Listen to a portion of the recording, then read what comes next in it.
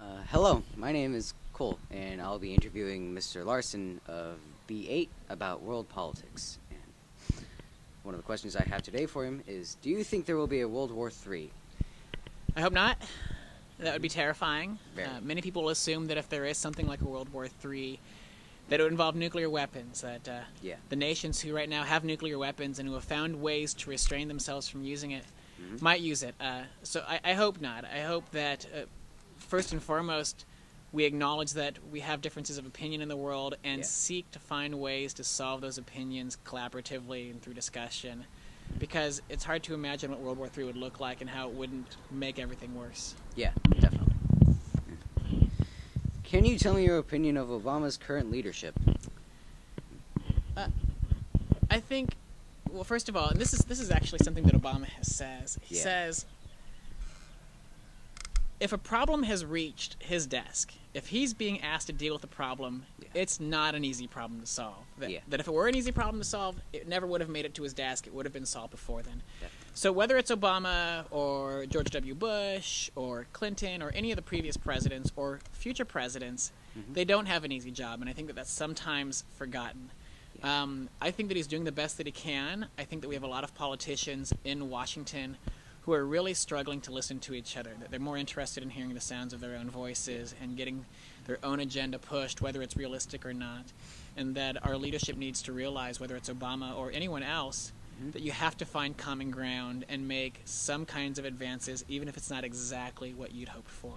But I think in the environment that he's doing a very good job. Yeah, definitely.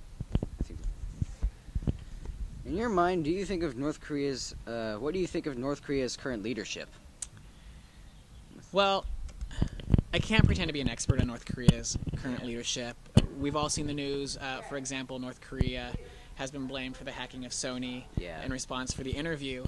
And there's a lot of evidence that suggests that they did. What we do know is that the leadership is run much like a dictatorship. Definitely. That they use a lot of different kinds of public relations tricks to keep their own population in the dark.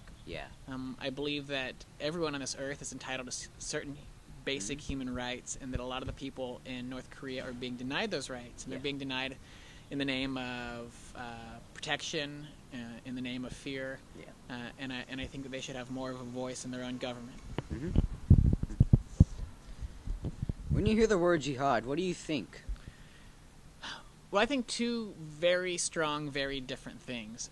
In the media, the word jihad has taken on this term for what Muslims often say is this great battle against the West, this battle of purifying the world of Western evil. But I most often think of the other definition of jihad, which is also a Muslim term, but it means much more specifically this inward struggle to do what you think is right and honorable, and following the creed of your religion. And in that way, I think the word jihad is great. It acknowledges that life on earth isn't always easy, that there are times we're going to have difficult decisions placed in front of us, and that the jihad, the battle, is to make the right decision even when it's not convenient for you to do so.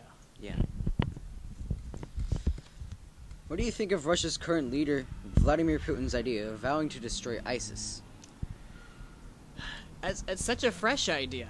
You know, in some ways, I think if the West and Russia can find common ground on anything, great.